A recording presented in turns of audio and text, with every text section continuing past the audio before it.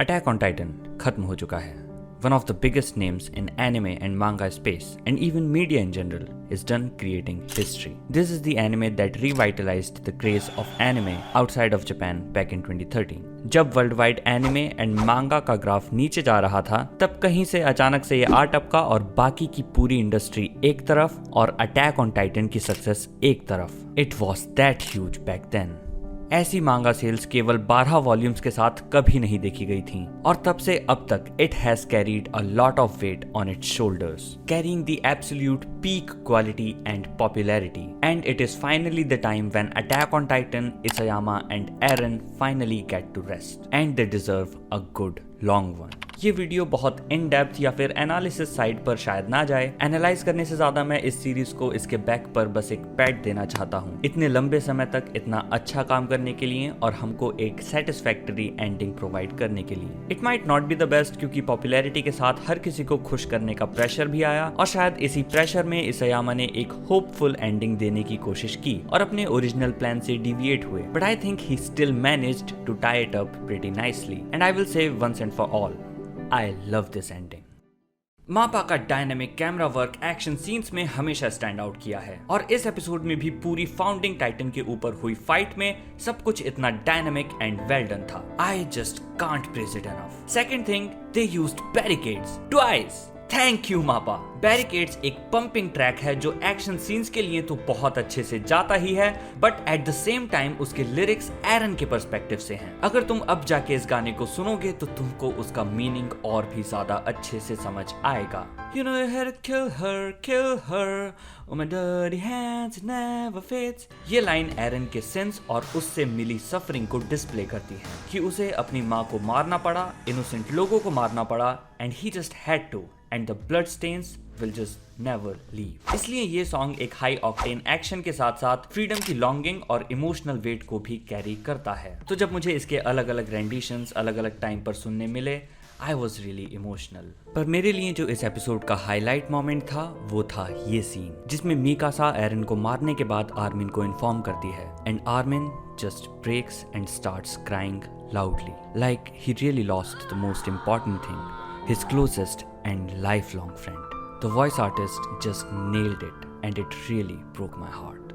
Now मैं anime adaptation POV से ज्यादा एनालाइज नहीं करूंगा. मापा did an amazing job and stayed faithful to Isayama's vision and that's what really matters in the end. तो अब मैं थोड़ी देर इन जनरल एंडिंग और अटैक ऑन टाइटन के बारे में बात करना चाहूंगा. To me the ending was very satisfying. Levi fulfilled his duty, they saw the end together and they were the end together. Eren accomplished what he set out to accomplish.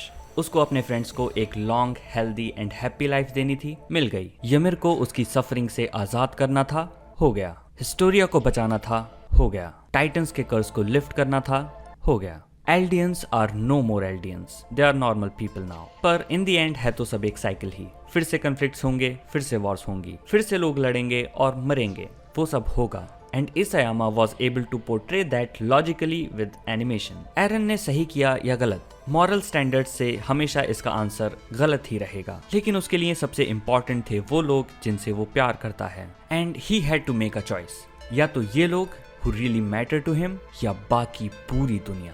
And he chose the people he loved. It is an illogical and selfish decision, but that is what the owner of the founding titan wants. He had the power to do so, and he chose to do so.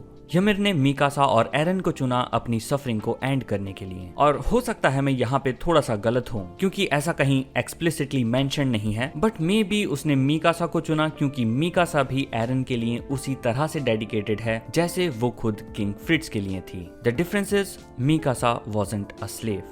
Or maybe Eren manipulated her into not being one. Betraying or going against the will of the one she loved was something she herself could never do, even after his death and even after all the suffering for an eternity of time. But her suffering ended when Mikasa could go against Eren. And Isayama kept some things so dense from start to finish that many fans might miss a few things. Bertholdt और Eren की माँ का scene ही ले लो या and में दिखाए गए visuals ले लो. Passing of seasons, Mikasa being extremely sad, then slowly moving on, aging and having a family, and yet still visiting Eren's grave till the very end. Marrying and living a normal life. And Historia भी एक random इंसान से शादी करके बच्चे करके एक आम जिंदगी बिता पाई। यही तो वो उन लोगों के लिए चाहता था जो उसके लिए खास थे। वो उन लोगों को एक अच्छी खुशहाल जिंदगी दे पाया और वो इन द एंड ये कर पाया। भले ही had to let Mikasa go even दो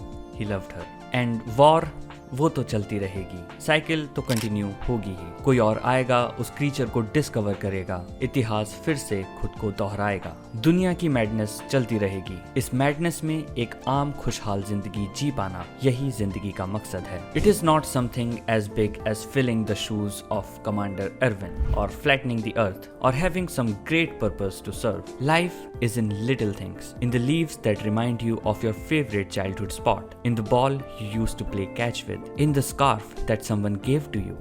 Life as we are supposed to live it is in these little things, and just like them, I will keep everything that Attack on Titan has given to me. इसको पहली बार देखने से लेके ये साबित करने के लिए कि इतना भी अच्छा नहीं है, देख लिया मैंने, चल हो गया, to coming to this point जहां मैं इसका ऐसा फैन बन गया जो इसकी तारीफें करते नहीं थकता है। इस पर videos banana, theories banana, cosplay, podcast and just endlessly talking with friends till 4 in the morning about the crazy mind of Isayama that has given a story so dense that we can keep deciphering it and it will just keep surprising us. A story that took the world by a storm and set the standard so high that I might not witness anything like this ever again in my life. And even if I do, I don't really know I will be able to give the same amount of love that I have for Attack on Titan. A story that will be referenced and studied by many aspiring authors to create great things in the future. Thanks Isayama and thanks Attack on Titan for blessing us with something that I will hold so close to my heart for the rest of my life. It has given me immeasurable amount of entertainment and a lot of things to talk with friends and the fans of Attack on Titan in general. You have done enough. Please rest now, pass on the torch and let the cycle continue.